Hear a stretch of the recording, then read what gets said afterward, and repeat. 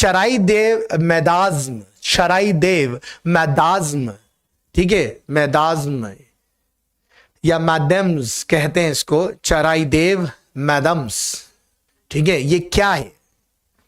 अहोम वंश से रिलेटेड है, राष्ट्रकूट वंश से रिलेटेड है, चौहान वंश से रिलेटेड है या होयसाल वंश से रिलेटेड है। चराई देव मैदाज्म ये शब्द जो है ये किस वंश से रिलेटेड है, क्योंकि ये हिस्ट्री से जुड़कर अभी करंट अफेयर्स का क्वेश्चन बना है। लाइक एंड शेयर करें दोस्तों।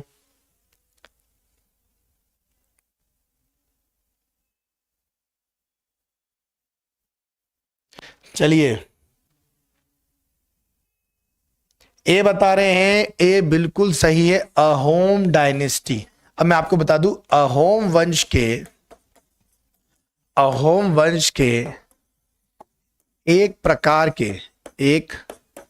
प्रकार के पिरामिड ही हैं।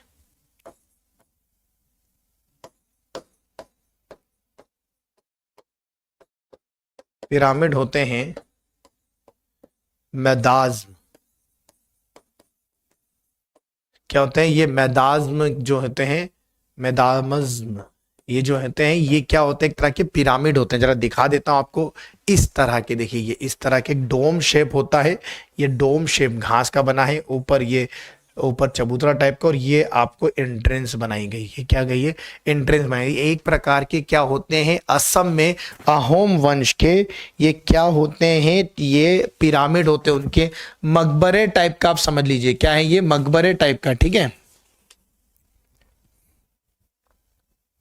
ठीक है। तो अगर आपसे पूछा जाए कि भाई ये मैदाज्म जो है ये मकबरा है और कौन से वंश का? अहोम वंश। अब अहोम वंश कहां आता है ये आपको याद रखना है। ये है असम। कहां मिलेगा? असम में। ये बहुत अच्छे से याद रख लीजिएगा। ये कहां मिलेगा आपको? असम में मिलेगा, ठीक है। अहोम वंश असम के शासक हुआ करते थे, ये आपको याद रखना है। और असम की जब भी बात आती है तो सीएम साहब हैं हेमंत विश्व शर्मा, आपको याद रखना है, हेमंत विश्व शर्मा आपको याद रखना है। और यहाँ के जो राज्यपाल हैं, यहाँ के राज्यपाल हैं जगदीश मुखी, याद रखेंगे। असम किस चीज में नंबर 1 है? असम भैया आपको याद रखना है, चाय उत्पादन में असम का कोई जवाब नहीं, और असम का रेशम उत्पादन में भी कोई जवाब नहीं, आपको याद रखना है, ठीक है। और असम का जो शास्त्रीय नृत्य है असम का, वो आपको मैं बता देता हूं, वो है सत्रिया। क्या नाम है? सत्रिया नृत्य। आपको याद रखना है कि सत्रिया कहा जाता है। यहाँ पर एक और नृत्य बहुत फेमस है, बिहू। क्या आता है आंसर? बिहू नृत्य भी यहाँ का बहुत फेमस है। असम अपने एक सींग वाले गेंडों के लिए भी प्रसिद्ध है। काजीरंगा बोलू, मानस बोलू और रांग बोलू यहाँ बहुत फेमस है असम में, ठीक है। असम में ही आपको मिलेगा एक ऐसा, ठीक है, टापू जो दुनिया का सबसे बड़ा नदी टापू है, और इस टापू का नाम क्या है? जल्दी से मुझे कमेंट बॉक्स में बता दीजिए। ब्रह्मपुत्रा नदी के द्वारा यह टापू बनाया जाता है, जिसका नाम है माजुली। क्या नाम है? माजुली। आपको याद है, माजुली द्वीप यहीं मिलता है आपको, ठीक है, असम में। चलिए, बहुत अच्छे से लाइक एंड शेयर करते चले दोस्तों, लाइक एंड शेयर करते चलिए। अगला प्रश्न आपके सामने आ रहा है, भारत ने किस वर्ष तक खसरा और रूबेला को समाप्त करने का लक्ष्य रखा है? अच्छा, मैं आपको दोनों, ये वायरस डिसीज है, ये कैसी डिसीज है भैया? ये वायरस विषाणु से होने वाली डिसीज है। तो 2024, 2023, 2025 या 2027 पहले जो लक्ष्य था, पहले लक्ष्य 2020 था, मगर ऑब्वियसली वो हमें हो नहीं पाया, मतलब प्राप्त नहीं कर पाए। तो अब कितने साल बाद या कौन सा साल रखा कि यार यहां हम खसरा और रूबेला को समाप्त कर देंगे?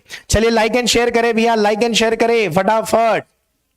जय हिंद, जय भारत। 2025 बोल रहे नहीं, भारत सरकार 2024 भी नहीं बोल रही, 27 भी नहीं बोल रही। हम तो भैया इसी साल बोले खत्म कर देंगे, इसी साल इसका खात्मा होगा, ऐसा बोल रहे हैं खसरा और रूबेला का, ये आपको बताना होगा।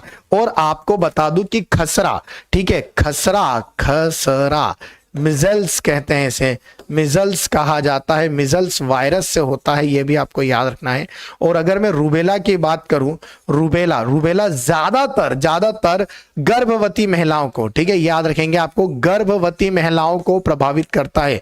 ये दोनों वायरस हैं, रूबेला और खसरा, एक मिजल्स से होता है, एक रूबेला वायरस से ही होता है। रूबेला होता भी किससे? रूबेला वायरस से। बीमारी का नाम ही उस वायरस पे ही है, और ये ज्यादातर गर्भवती महिलाओं को आपने देखा होगा इससे ग्रसित होती है, आपको याद रखना है, ठीक है। बहुत आईएमपी चीज बता रहा हूं कि खसरा और रूबेला से 2023 में हम इस साल निजात पा देंगे, ये याद बताया है हमारी सरकार ने।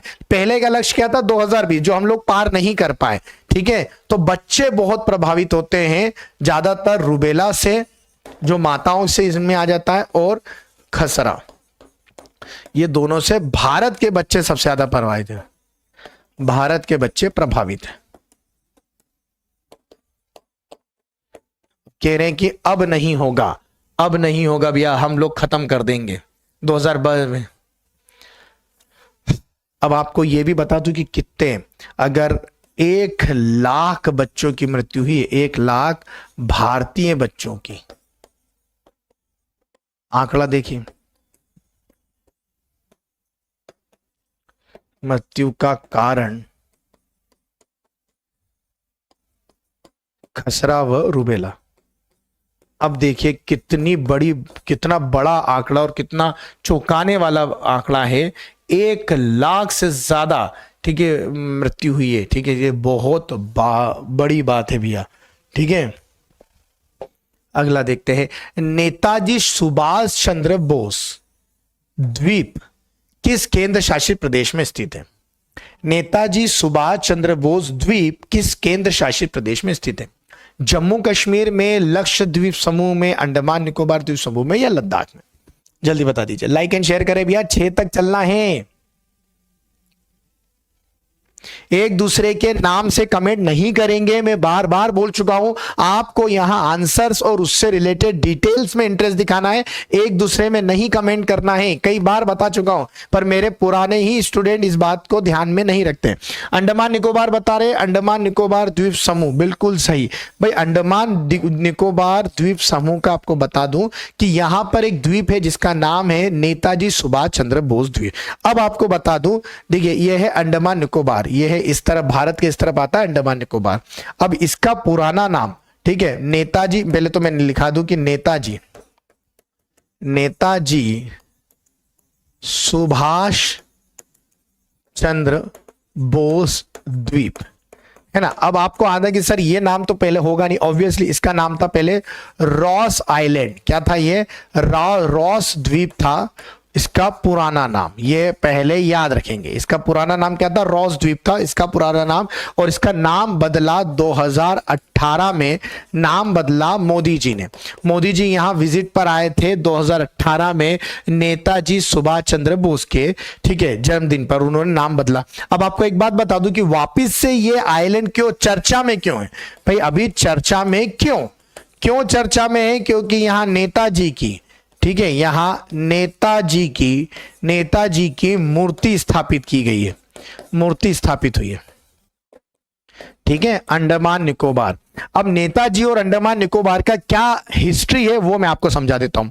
नेताजी मतलब हमारे सुभाष चंद्र बोस ने जापानी सेना की मदद से, ठीक है, जापानी सेना की मदद से, आपको मालूम है, एक फॉरवर्ड ब्लॉक बनाया था। मैं आपको बहुत अच्छे से बोल रहा हूं, नेताजी ने बनाया था फॉरवर्ड ब्लॉक, ये आपको याद रखना है, फॉरवर्ड ब्लॉक। अब ये फॉरवर्ड ब्लॉक बनाया था नेताजी ने। किसने बनाया था? नेताजी ने। किसकी मदद से भैया? जापान की मदद से, क्योंकि बना था टोक्यो में। फॉरवर्ड ब्लॉक और आजाद हिंद फौज, याद रखेंगे, आजाद हिंद फौज के ये संस्थापक नहीं थे। रास बिहारी बोस ने आजाद हिंद फौज की स्थापना करी थी। पहले उसके जो लीडर बने थे, नेता बने थे, वो थे मोहन सिंह। दूसरे नेता बने सुभाष चंद्र बोस। तो आजाद हिंद फौज is not founded by Subhash Chandra Bose, lead by Subhash Chandra Bose, and the forward block is founded by Netaji. और इसमें एक महिला सेना भी थी जिसका नाम लक्ष्मी रखा गया था, ये भी पूछा जाता है, आपको ये भी याद रखना है। उनकी मदद से इन्होंने आजाद हिंद फौज और फॉरवर्ड ब्लॉक की मदद से क्या करा था भैया, अंडमान निकोबार को जीत लिया था। इसीलिए अंडमान निकोबार में रॉस द्वीप का नाम 2018 में सुभाष चंद्र बोस के नाम से रख दिया गया था। और अभी फिलहाल चर्चा में ये क्यों है, क्योंकि यहां पर हमने एक मूर्ति स्थापित करी है। तो ये सारी हिस्ट्री और सारी चीजें मैं आपको बता दूं। अंडमान निकोबार द्वीप समूह का निर्माण हुआ है हिमालय के एक भाग के डूबने से। यस, हिमालय का ही भाग है ये, अराकान योमा पर्वत के डूबने से उसके जो शिखर बचे थे वो द्वीप का नाम आता है। तो ये आपको याद रखना है, अंडमान एंड निकोबार। ठीक है, इसमें सबसे बड़ा जो द्वीप है वो है मध्य अंडमान। दक्षिणी अंडमान पर पोर्ट ब्लेयर राजधानी स्थित है। अंडमान और निकोबार के बीच में 10 डिग्री चैनल आता है जो एक वो अंडमान को निकोबार से पृथक करता है। निकोबार द्वीप समूह में ग्रेटर निकोबार होता है जो हमारे भारत का सबसे दक्षिणी बिंदु इंदिरा पॉइंट उसी पर है। तो उसको पिग्मेलियन पॉइंट भी कहते हैं या इंदिरा पॉइंट भी कहते हैं। आई होप आप लोगों ने ये सारी चीजें ध्यान से सुन ली होगी।